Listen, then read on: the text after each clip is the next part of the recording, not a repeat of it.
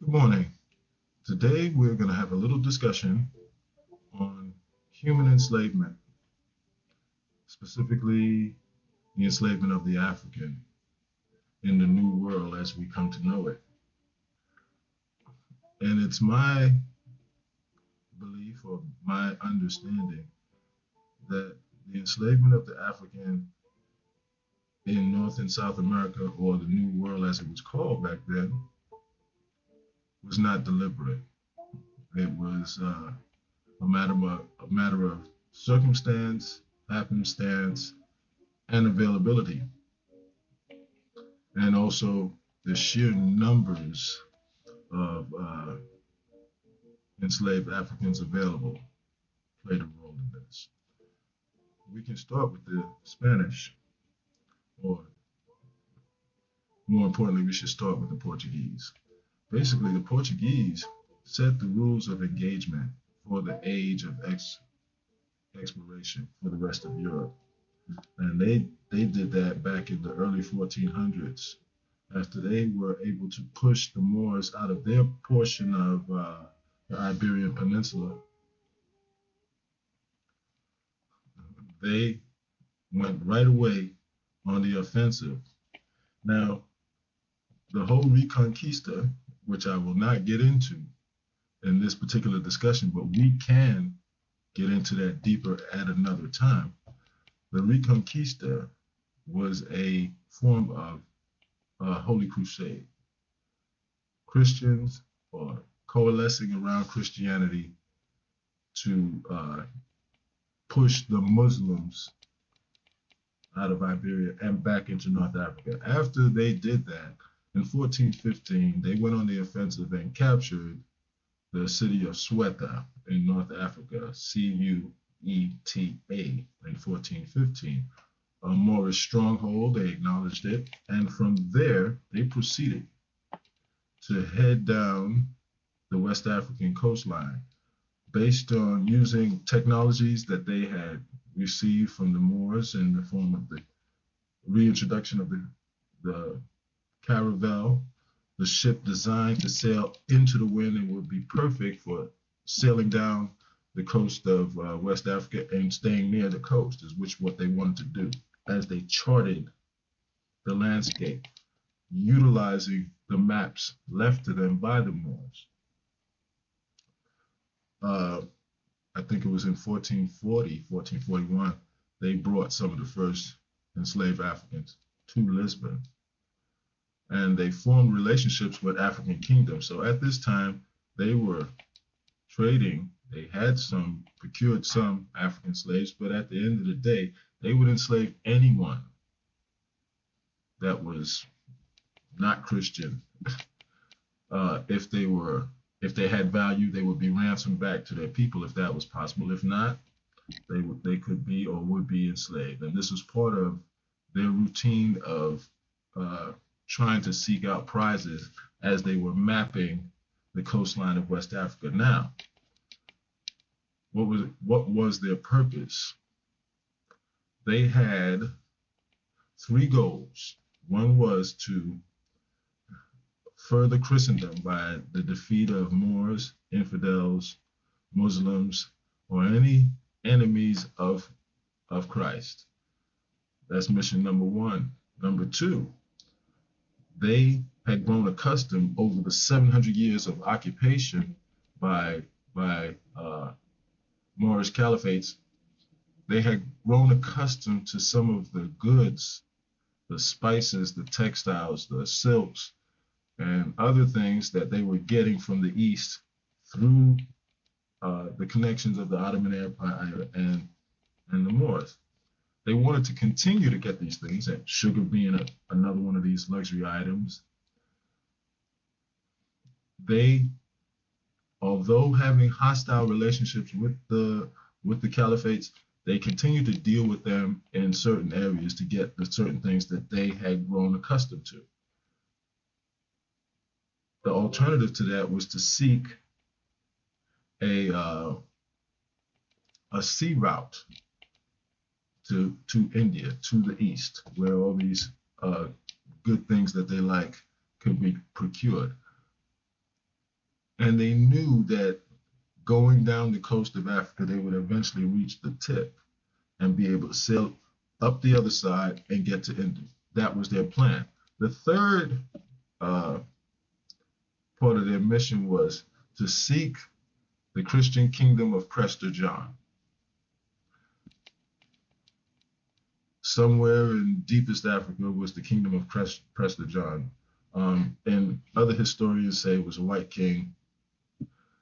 They determined that Ethiopia was that Christian kingdom of Prester John that they were looking for. So that was their plan. They sent out conquistadors or soldiers as opposed to just settlers, as we will come to the English a little bit later on. So they set up the rules of engagement, and the rules of engagement were sanctified and blessed by the Roman Catholic Church. They were seen as doing the work of the Lord. So they issued an edict giving them license to go out there and do these things and encouraging other Christians to do the same, preferably, namely the Spanish. The Spanish were still dealing with the last Moorish or Muslim stronghold, Granada, and in 1492 they eventually pushed them out. And then we have the Spanish coming into play. The Spanish also had the same three objectives as the Portuguese. The Portuguese had a little bit of advancement on them. However, they continued to fight each other over these things. So these edicts or papal bulls will try to settle some of this acrimony. Okay. Christopher Columbus is one of many ship's captains out there making their services available. He wants ships to go and explore. He has an idea that you can sail directly west into the Atlantic and sail all the way across straight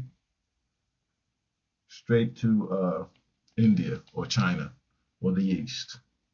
And to a certain extent, that's true, except for the fact that it's a lot further than his calculations or the calculations of some Genovese mathematician had, Tuscanelli or something like that. I forgot his name. Yeah, that was his idea. So he was pitching this as the quickest way to get there. This nonsense about the earth was flat, everybody knew it was round. The Egyptians knew it was round, the Greeks knew it was round. And if you were lost in the sauce, when the Moors occupied the Iberian Peninsula, they reintroduced that knowledge to Europe. So that wasn't the issue. And everybody pretty much knew that he was full of it. The Spanish were willing to take a chance because, frankly, they're getting their behind kicked by the Portuguese, making much more progress. The Portuguese didn't pay him any mind because they can see the goal in sight, right? And they're doing fairly well for themselves because they have established sugar plantations in Madeira, Santa Fe, Principe, and Cape Verde. And they're supplying the labor with enslaved Africans, increasing the demand. They're making inroads with the Kingdom of Congo, the Kingdom of Grandango. They have helped them in their conversion to Christianity. So things are going well for them. It's the Spanish that need to catch up. And Christopher Columbus, they take a chance. He finds land and starts to claim it for Spain. He comes back, writes a letter to the King of Spain, King and Queen of Spain, writes a letter to Rome, letting them know that they've made these discoveries, and this stuff leaks out, and it's like a starter's pistol. They have an agreement so that the Spanish and the Portuguese won't fight over this. The Pope agrees, issues they have the Treaty of Tordesillas, which draws a line from north to south. I don't know if it's longitudinal or latitudinal. They draw a line from north to south, dividing the world between the Portuguese and Spanish. right? Everything west of this line will be under the control of the Spanish. Everything east of this line will be under the control of the Portuguese. The first line, the Portuguese weren't happy with. They pushed it a little bit further west so that now their portion includes Brazil as well as West Africa, right? And the Spanish are none too concerned because access to Africa is not what they're looking for, and they're not concerned about enslaved Africans. There's no demand for it. They fully intend to subjugate, enslave the population that they encounter. And you can pretty much see that coming in Christopher Columbus's words and his deeds, because after his second voyage, he took maybe like 500 of the natives back to Spain to enslave them. Queen Isabella was not interested. They already had plenty servants and domestic stuff that they needed. And Spanish were not big on agriculture. They were straight for the money. They wanted silver and gold, and what they pursued is what they got. Yes, they did have some anginos, some sugar plantations. Yes, they did engage in some agriculture, but their main focus was conversion, conquest, and commerce, which was getting that silver and getting that gold. As a matter of fact, from 1500 to 1650, it's estimated that the Spanish Empire took out of what was Mexico, what is Mexico, and they're part of Central and South America, over 180 tons of gold and 16,000 to 25,000 tons of silver, making them the wealthiest empire at the time. Anyway, I digress. The Spanish fully intended to subjugate the population, not fully their intention, but through cruelty, exploitation, and disease. They devastated, more than decimated, devastated the population of the indigenous people, which also devastated their ability to acquire that silver and gold that they coveted so much. So it led to a demand for alternate unfree labor source. The natives were dying in the mines. They were dying from smallpox and various other diseases that the Europeans or the Spaniards brought with them that they were totally unprepared for. Not to mention, like I said, the Spanish had rules of engagement that had been kind of set in writing, put down a kind of agreement between the Portuguese, the papacy, and Spain. Now, the other part of this equation is the French, Dutch, and the English, and the Danish, and a few others are none too happy about this supposed splitting of the world between these two countries. So even though they're lagging behind, as you could tell, the Dutch and the English and the French, they catch up rather quickly. They're not going to catch the Spanish. The Spanish have so much to deal with. And the rules of engagement basically say, look, if we roll up on the scene and there are no Christians here, not no people, no Christians, which means all bets are off.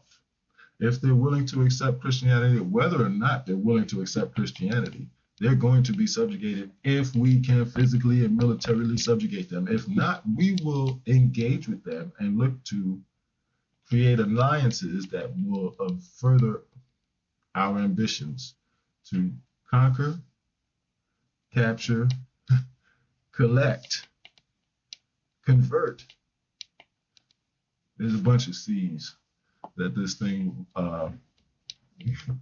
rolls out in. Now that's the Spanish. Let's go to the English. Settling North America, when the English have a different scenario and a different situation.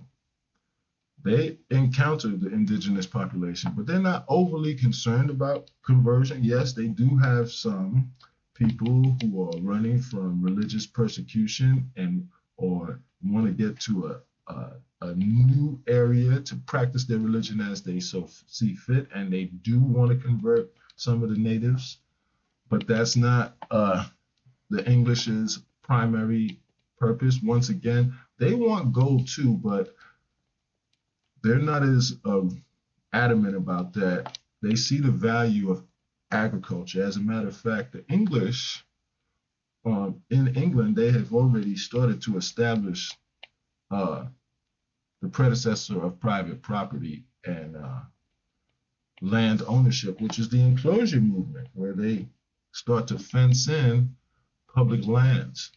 The earliest form of privatization and the earliest, the beginnings of capitalist ideals, right? The idea of private property, the individual's right to own land, and so on and so forth. Whereas before, this was public land, communal farming, communal raising of livestock for the clans and the kin of whoever were dwelling in that particular space. Now, the nobility has come along. They've turned something public into private, and now you can stay if you like, if you're willing to enter into a tenant agreement and pay. But if not, you become part of the new class of landless, homeless, wandering, jobless vagabonds and peasants. And after the Black Death and so on and so forth, England has rebounded strongly. They have a large burgeoning population of impoverished that they are actively looking to push out into the new land and use them to build these settlements, right? So they're sending their peasants. They have an ample supply of peasants, some convicts, debtors, vagabonds, and they also have subjugated the Irish.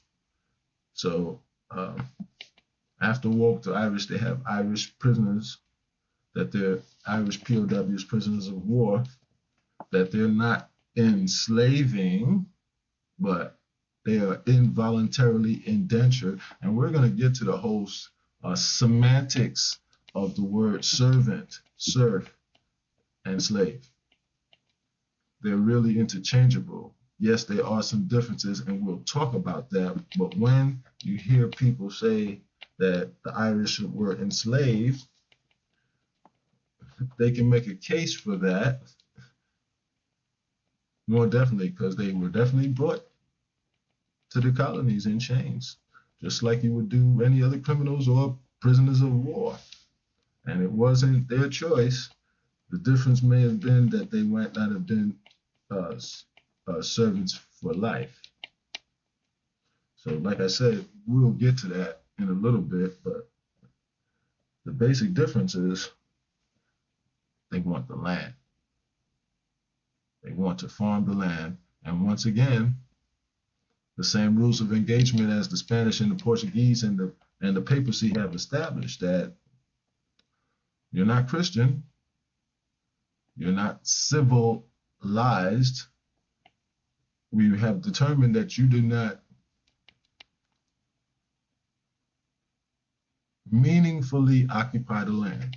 Two terms you need to remember when it comes to these rules of engagement. Two Latin terms: tabula rasa, scraped or erased tablet, a clean slate, and terra nullius, empty land. Right? So when they look upon these people, they size them up and determine that, yeah. Now, in the Spanish case, it wasn't deliberate, the devastation, but it's what happened. And they had no problem cohabitating with the people. See, the Spanish and the Portuguese did not have a large population of peasants. So they had no issue, basically, and there weren't a whole lot of population wanting to come and, struggle in the New World. So they sent out soldiers, whereas the English, after their initial failures by sending out the well-to-do people, the people that don't work, they don't till the soil, they don't clear land, they don't chop wood, right? They're accustomed having things given to them, having things done for them. The wrong sort of people to start out a colony with, or start trying to have a settlement. In both cases, you can read the words of Columbus. Oh, these are the nicest people. They treated us so nice. They never say no. They gave us everything. Same thing with the English. When the English, they helped them. As a matter of fact, when I was growing up, they don't they don't emphasize that today. Thanksgiving, we were always taught Thanksgiving was giving thanks for the natives that helped the pilgrims survive by introducing turkey, corn, and helping showing them how to plant, and blah, blah, blah, blah, blah, which was reciprocated by poisoning 200 of them at a gathering. You know, you can't make this up. So the agitation and the antagonism, some historians will say it seemed like the English were going out of their way to antagonize them, encroaching on their land, stealing their food, kidnapping their people, right? And every once in a while, when they look, they see more and more coming, and they're not leaving.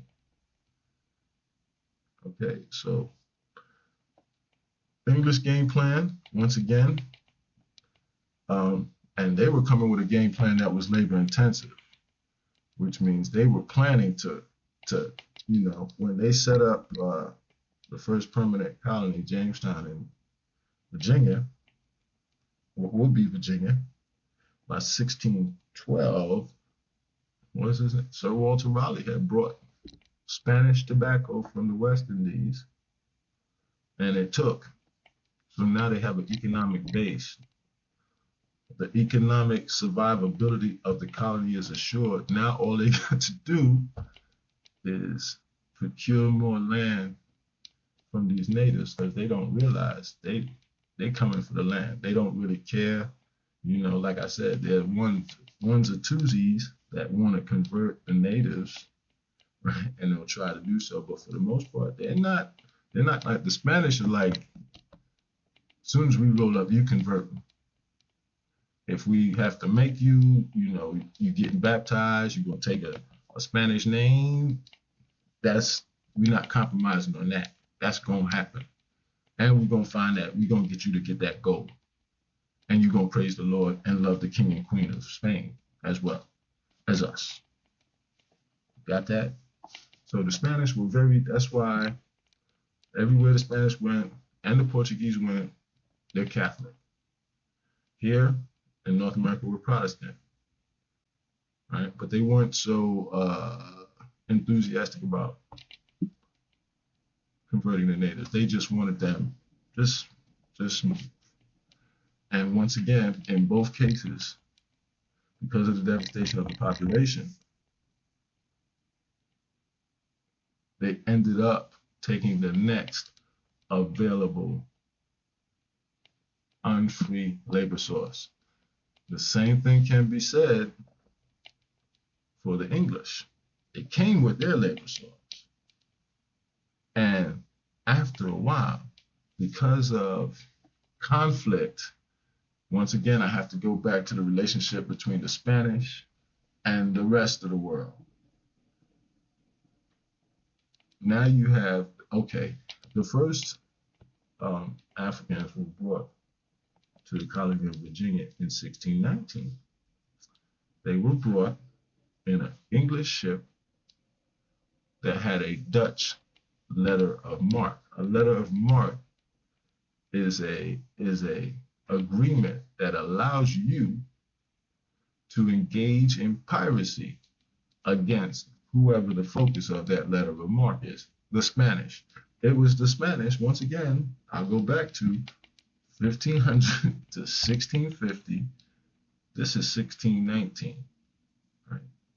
The Dutch and Spanish are fighting, and the English are helping. They're hiring the English ships as mercenaries. So on the high seas, when they see a Spanish ship or a Portuguese ship transporting enslaved Africans and whatever goods they're bringing out to their colonies, they're hitting them up.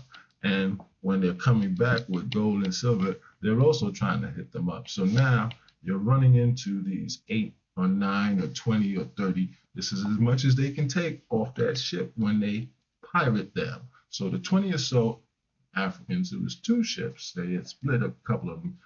Now we got this cargo. We need to push it off.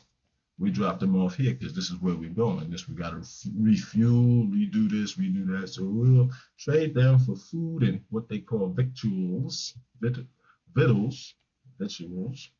They trade for that and they move on. So one by one, 10 by 10, few by few, these Africans are coming in to the colony, to the English colony. The English, like I said, have a game plan. They're first of all, coming to North America, they're encroaching on the Spanish claim. So they're tussling with the Spanish, and they're taking what the Spanish are leaving because the Spanish have their hands full. They have Florida, Texas, Arizona, New Mexico, California, Mexico, a good portion of South America, and then when they see the Pacific, they realize, oh, we can put boats in the water, ships in the water, and proceed onto our destination, which was the original purpose of why we're here. Get gold, but to get back to those spices and everything. And every stop along the way, we are expanding Christendom. Right? So, basic differences. It's incidental and accidental that the enslaved African came into the New World. We have been coming to the New World as part of Portuguese and Spanish exploration as soldiers, explorers, and some enslaved as well. But if you're on the ship, the reason you don't really hear them, because in the manifest, they're not mentioned as Negro. They have converted to Christianity and become Spanish. They are Spaniards. So one of the navigators with Christopher Columbus was an African. And several Africans were all through the Spanish expedition, not as enslaved, but as part of the Spanish exploration, part of the soldiers, part doing the same, all of that. So here we are again. The thing I want you to get clear, we're going to come to it, is the African or Negro was not yet made synonymous with enslavement. That was an open book for everybody. All right, so we can go back to the origins, the original purpose of enslavement. We know it to be an evil, but its original purpose was seen as an act of mercy, a reprieve from death. It's what happened to prisoners of war. Usually we just kill everybody. But then, the origins of enslavement are preserving the lives of a reprieve from death for the prisoners of war, a reprieve that can be revoked at any time. That is the nature of enslavement now. It has been with us since antiquity and has behaved or been formulated or created or operated in different societies in different ways. What was unique about the United States of America is that they made it based on race. It was not based on race. And in order to base it on race, they had to first create race. Race racial hierarchy and then racial animus. They had to legislate that into existence and strictly, rigidly enforce it in order to affect a change in people's individual and collective behaviors. So, in order to understand that, we can look at the lives or what we know about what happened to some of those 20 odd Negroes or 20 odd Africans brought to Point Comfort on the White Line in 1619. We can look at some of them that came after, particularly uh, Anthony Johnson, Mary Johnson. We can look at Anthony and Isabel, who were married and had the first child of African descent in 1624 named William Butler, naming the child after their master, or the one that they were indentured to. The same terms. They were not enslaved, they were indentured. And here's a little clue. We don't know the names of all of them because most of the time they just put Negro. They put a first name, they put Negro, or they put something like that. But these had at least, we have 11 names. We have 2 Anthonys, 2 Johns, a William, a Isabel, a Margaret, William. These are not your typical African names. So another thing I need to interject is go back to the Portuguese and their interactions with those African kingdoms in the mid 15th centuries coming into the 16th centuries. These kingdoms were Catholic, not by force, but by choice. All right? King Alfonso of Congo wanted his kingdom to be Christian, probably for the same reasons that Constantine wanted Christianity to be the religion of Rome. They legitimized the religion in Rome, and then Theodosius made it the official state religion, to the exception of others. Right? That's where it gets its power. So that Christian thing is very serious. And these people coming over after hundreds of years, already this is the 1600s, when they're captured in what is today Angola, probably in the kingdom of Ondongo, which is a Catholic kingdom, Christian kingdom. The Portuguese have a strict rule. They baptize and brand. Baptize and brand. In the course of getting converted to Christianity, you take a Christian name, which means that when they land, they can assimilate into the society because they are Christian. They're familiar with some of the Christian rituals that are universal. And they fully take advantage. They're married, and it's something that they have to get the permission of the master, which obviously he gave, because one of the things that indentured servants can't do is marry without the consent of their master. That rule was put into place in 1619, shortly before they landed. Yeah. So for now, I'm going to stop right there. I'll pick it up a little bit later.